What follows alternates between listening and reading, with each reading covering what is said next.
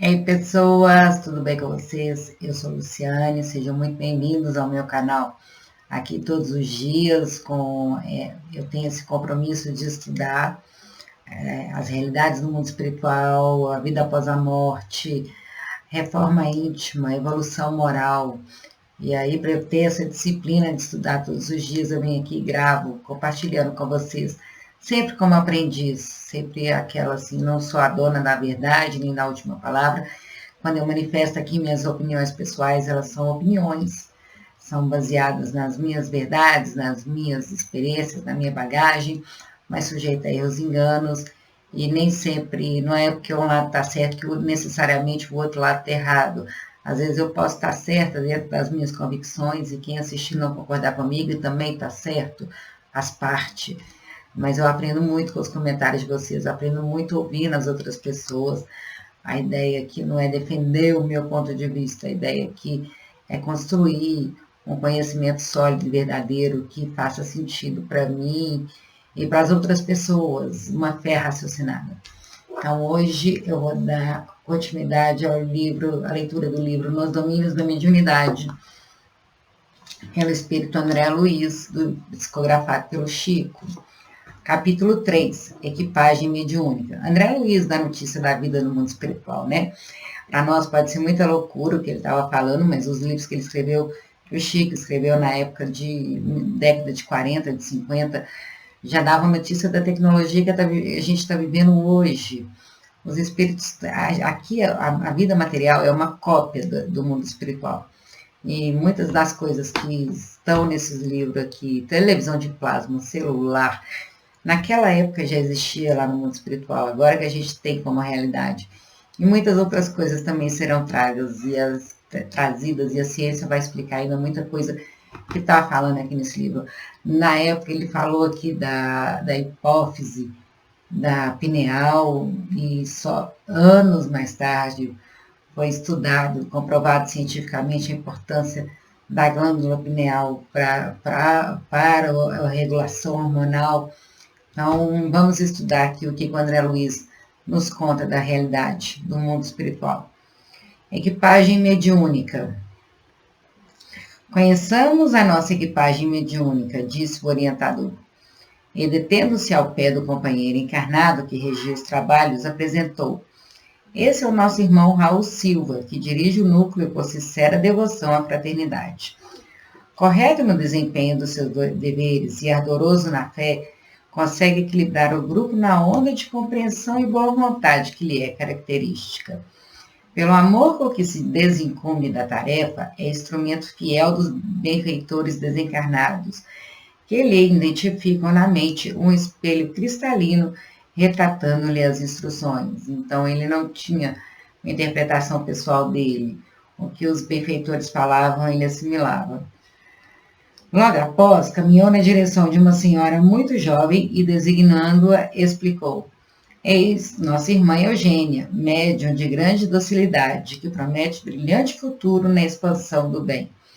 Excelente órgão de transmissão, coopera com eficiência na ajuda aos desencarnados em desequilíbrio.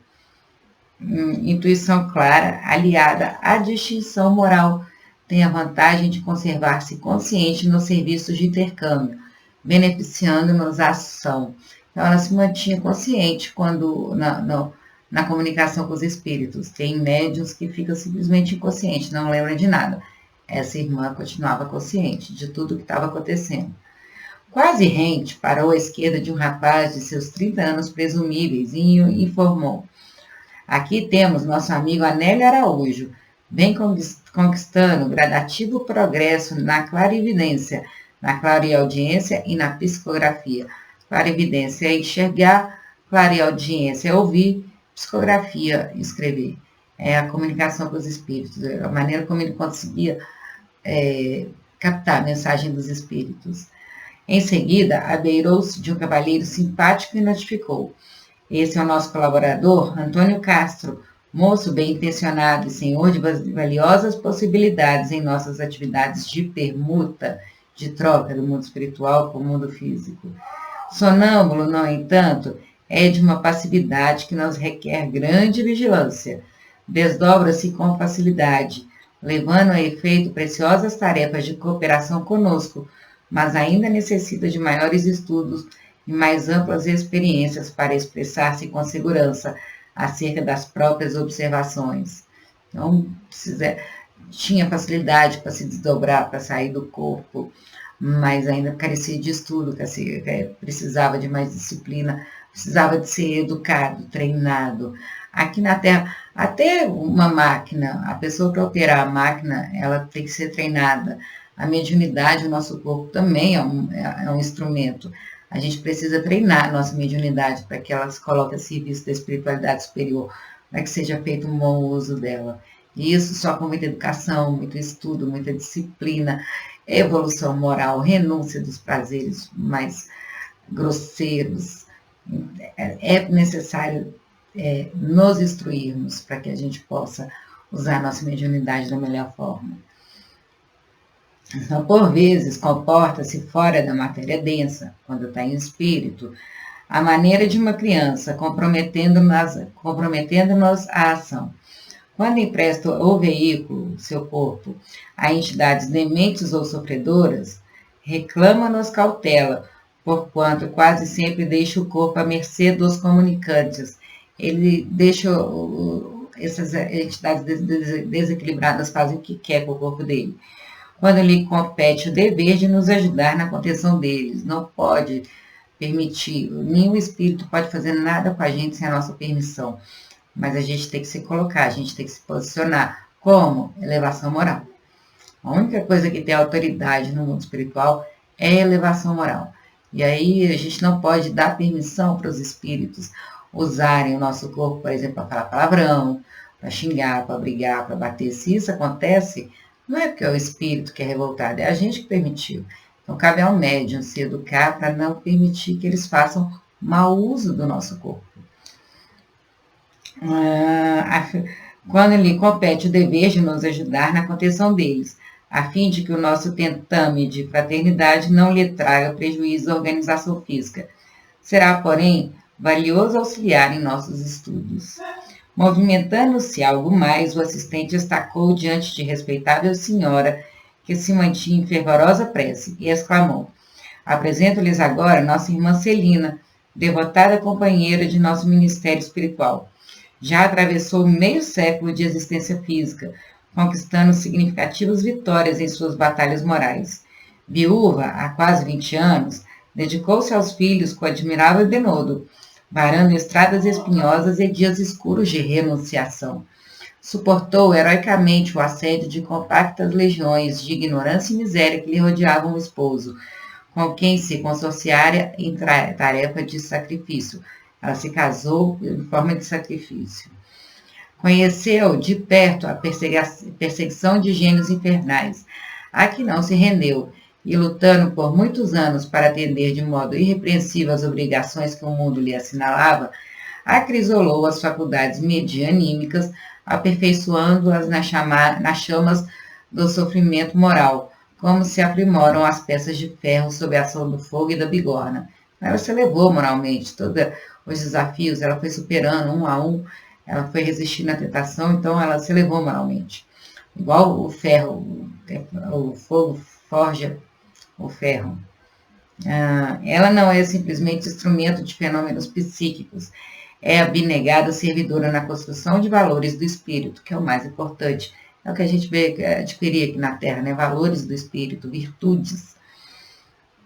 Eu acho que o mundo falta virtudes, é isso que a gente está fazendo aqui.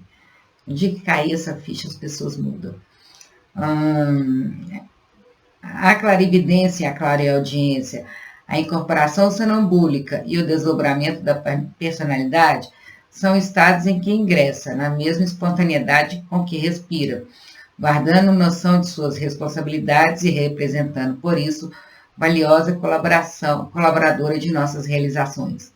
Diligente e humilde, encontrou na plantação do amor fraterno a sua maior alegria, e repartindo o tempo entre as obrigações e os estudos edificantes, transformou-se num acumulador espiritual de energias benéficas, assimilando elevadas correntes mentais com o que se faz menos acessível as forças da sombra. Então, quanto mais ela trabalhava para o bem, menos acessível ela se tornava para as forças da sombra. Não tinha sintonia.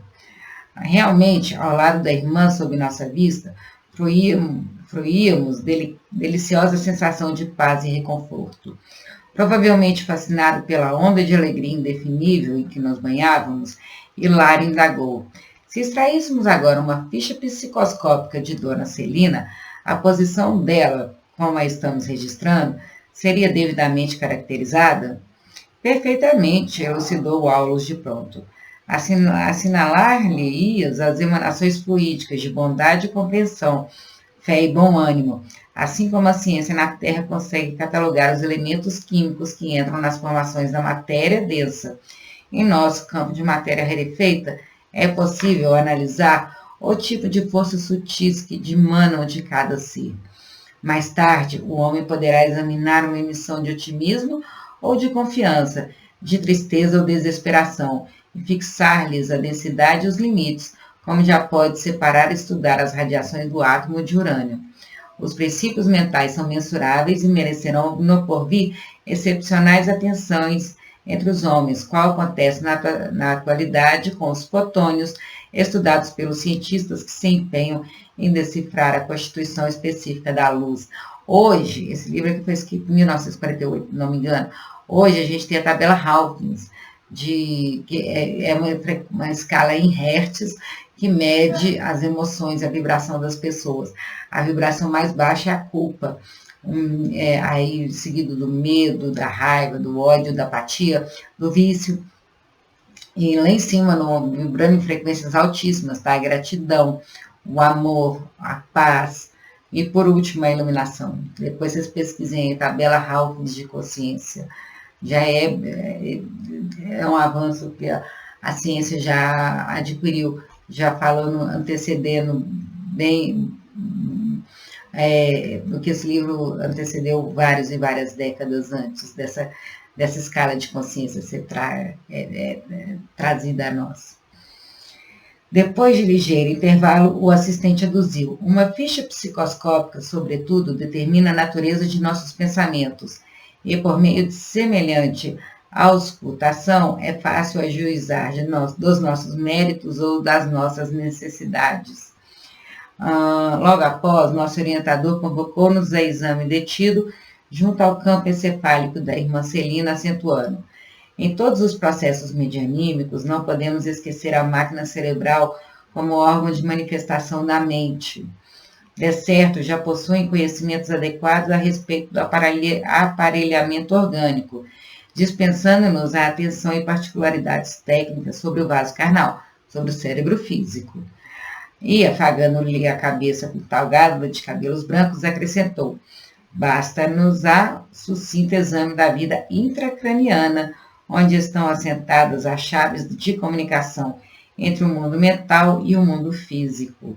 Centralizando a atenção através de pequenina lente que Aulus nos estendeu, o cérebro de nossa amiga pareceu-nos poderosa estação radiofônica, reunindo milhares de antenas e condutos, resistências e ligações de tamanho microscópico à disposição de células especializadas em serviços diversos, a funcionarem como detectores e estimulantes, transformadores e ampliadores de sensação e da ideia, cujas vibrações fulguravam aí dentro como raios incessantes, iluminando um firmamento minúsculo.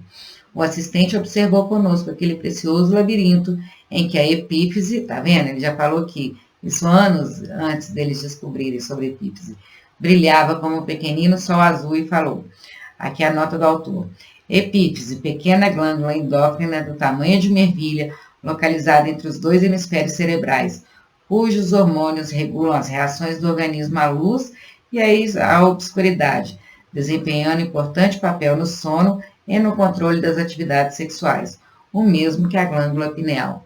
Então, isso daqui ele falou décadas antes de descobrirem da epífise. Não nos convém relacionar minudências relativas ao cérebro e ao sistema nervoso em geral, com as quais se encontram vocês familiarizados nos conhecimentos humanos comuns. Nesse instante, reparei admirado os feixes de associação entre as células corticais, vibrando com a passagem do fluxo magnético do pensamento.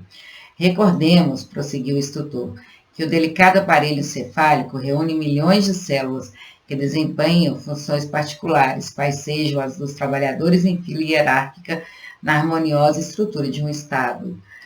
E, enumerando determinadas regiões, trecho a trecho, daquele prodigioso reino pensante, declarou: não precisaremos alongar digressões. As experiências adquiridas pela alma constituem maravilhosas sínteses de percepção e sensibilidade na condição de espíritos libertos em que nos encontramos, mas especificam-se no equipamento de matéria densa como núcleos de controle das manifestações da individualidade, perfeitamente analisáveis. É assim que a alma encarnada possui no cérebro físico os centros especiais que governam a cabeça, o rosto, os olhos, os ouvidos e os membros, em conjunto com os centros da fala, da linguagem, da visão, da audição, da memória, da escrita, do paladar, da deglutação, do tato, do olfato, do registro de calor e frio, da dor, do equilíbrio muscular, da comunhão com os valores internos da mente, da ligação com o mundo exterior, da imaginação, do gosto estético, dos variados estímulos artísticos e tantos outros quantas sejam as aquisições de experiência entesouradas pelo ser que conquista a própria individualidade passo a passo, esforço a esforço, enaltecendo-a pelo trabalho constante para a sublimação integral em face de todas as vias de progresso e aprimoramento que a Terra lhes possa oferecer. Viu a quantidade de coisas que a gente pode desenvolver aqui na Terra? E é acumulativo, a gente vai desenvolvendo uma após a outra. A gente nasceu simples e ignorante. A gente vai adquirindo primeiro essas sensações mais básicas, depois a gente vai evoluindo cada vez mais. Breve pausa surgiu espontânea. Nas primeiras encarnações a gente surgiu muito ignorante. Essas primeiras sensações a gente vai adquirindo ao longo das reencarnações, à medida que a gente vai evoluindo como espírito. Breve pausa surgiu espontânea, e porque Hilária e eu não ousássemos interferir, o assistente continuou. Não podemos realizar qualquer estudo de faculdades medianímicas sem o estudo da personalidade. Considera, assim, de extrema importância a apreciação dos centros cerebrais, que representam base de operação do pensamento e da vontade, que influem de modo compreensível em todos os fenômenos mediúnicos, desde a intuição pura à materialização objetiva. Esses recursos, que merecem a defesa e o auxílio das entidades sábias e benevolentes em suas tarefas de amor e sacrifício junto dos homens, quando os medianeiros se sustentam no ideal superior de bondade e do serviço ao próximo. Em muitas ocasiões, podem ser ocupados por entidades inferiores ou animalizadas em lastimáveis processos de obsessão. Então, pode ocorrer esse processo de obsessão por entidades mais animalizadas, mais densas, mais ligadas aos instintos, às coisas, às sensações materiais. Mas, interpôs Hilário judicioso, diante de um campo cerebral tão iluminado quanto o de nossa irmã Celina, será lícito aceitar a possibilidade de invasão dele por parte de inteligências menos envolvidas? Os obsessores, eles invadem o nosso cérebro. Eles ficam... O pensamento repetitivo é uma invasão deles do nosso cérebro, colocando pensamento, às vezes uma reclamação, estimulando a gente a brigar. Eles tentam dominar o nosso aparelho mental, o nosso cérebro, os nossos pensamentos, para que a gente esteja subjugado a eles. Esse processo deles tentarem nos obsidiar, dominando os nossos pensamentos, leva à síndrome do pânico, leva a distúrbios horrorosos. É uma sensação horrorosa quando eles estão fazendo isso conosco. Como é que sair desse estado? Elevando a vibração. Prece, elevação moral, ir na fraternidade, estudar. Vai fazer isso como? Todos nós somos influenciados de maior ou menor grau pelos espíritos, mas o domínio, a gente não pode... Talvez seja grande a tarefa, seja difícil resistir, mas Deus não dá um desafio que a pessoa não consiga superar. Então, se está vendo algum obsessor tentando te dominar, tentando fazer algo que seja desconfortável, tentando controlar sua mente, você tem os recursos para conseguir se desvencilhar, mas é preciso querer, é preciso ter boa vontade, é preciso se esforçar. é preciso se estudar, ouvir conteúdo edificante, ouvir música boa, ler bons livros, né? O livro, ele transforma o pensamento, o filme transforma o sentimento, assistir bons filmes. É preciso manter a mente ocupada com conteúdo edificante e se reformar, ver qual é o comportamento que está dando acesso a esses espíritos obsessores. Isso é fundamental, porque espírito obsessor não consegue chegar perto da gente se a gente não dá acesso para eles, não. A gente consegue, por exemplo, na fraternidade, consegue ir lá e tratar o espírito, consegue reajustá-lo, consegue levá-lo para tratamento. Mas se a gente não mudar a nossa conduta, vai vir outro espírito obsessor e vai perturbar a nossa vida do mesmo jeito.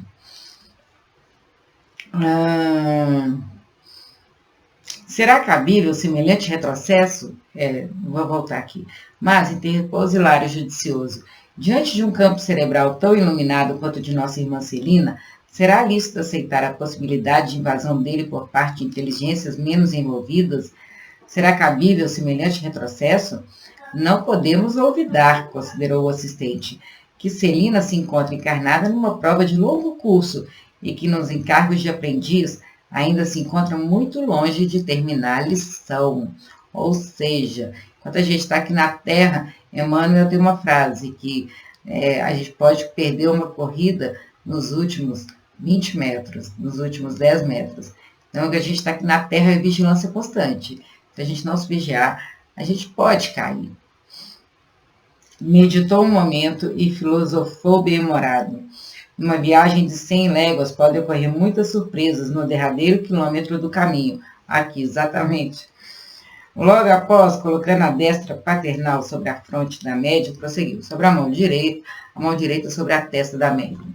Nossa irmã vem atravessando seus testemunhos de boa vontade, fé viva, caridade e paciência. Tanto quanto nós, ainda não possui plena quitação por passado. Somos vasta legião de combatentes em via de vencer os inimigos que nos povoam a fortaleza íntima, ou o mundo de nós mesmos. Inimigos simbolizados em nossos velhos hábitos de convívio com a natureza inferior, a nos colocarem em sintonia com os habitantes das sombras, evidentemente perigosos ao nosso equilíbrio. Olha quem são os nossos inimigos. São simbolizados em nossos velhos hábitos de convívio com a natureza inferior. É aquilo que a gente, mais instintivo, mais primitivo em nós, que ainda não foi sublimado, que ainda está muito animalizado, muito materializado, que faz a gente entrar em contato com espíritos, os habitantes das sombras, evidentemente, perigosos ao nosso equilíbrio. Não que eles sejam ruins, mas eles estão em desequilíbrio e nos desequilibram. Se nossa amiga Celina, quanto qualquer de nós, abandonar a disciplina que somos constrangidos para manter a boa forma na recepção da luz, rendendo-se às sugestões da vaidade ou do desânimo que costumamos fantasiar como direito adquirido ou injustificável desencanto, de certo sofrerá o assédio de elementos destrutivos que lhe perturbarão a nobre experiência atual de subida. Muitos médios se arrojam a prejuízos dessa ordem. Depois de ensaios promissores e começos brilhantes, acreditam-se donos de recursos espirituais que lhes não pertencem ou temem as aflições prolongadas da marcha e recolhem-se à inutilidade, descendo de nível moral ou conchegando-se em produtivo repouso, porquanto retomam inevitavelmente a cultura dos impulsos primitivos que o trabalho incessante no bem os induziria a olvidar. Ou seja, para a gente continuar progredindo aqui na Terra, orar e vigiar e trabalhar sempre. Não deixar o desânimo tomar conta, não deixar a vaidade tomar conta também. Quedas morais, né? E sorrindo, ainda não chegamos à vitória suprema sobre nós mesmos. Achamos-nos na condição do solo terrestre, que não prescinde do arado protetor ou da enxada prestimosa a fim de produzir. A gente tem que estar se trabalhando internamente constantemente. Sem os instrumentos de trabalho e da luta, aperfeiçoando-nos as possibilidades, estaríamos permanentemente ameaçados pela erva daninha, que mais se alastra e se afirma, tanto quanto melhor é a qualidade do trato da terra, de terra em abandono. É trato de terra, que é pedaço de terra. Então, quanto melhor Quanto mais mediunidade a pessoa tem, mais facilidade que ela tem para atrair espíritos, sejam eles nobres ou de pouca luz. Fitando-nos de frente, como a recordar o peso das responsabilidades que nos investimos, completou. Nossas realizações espirituais do presente são pequeninas restas de claridade sobre as pirâmides de sombra do nosso passado.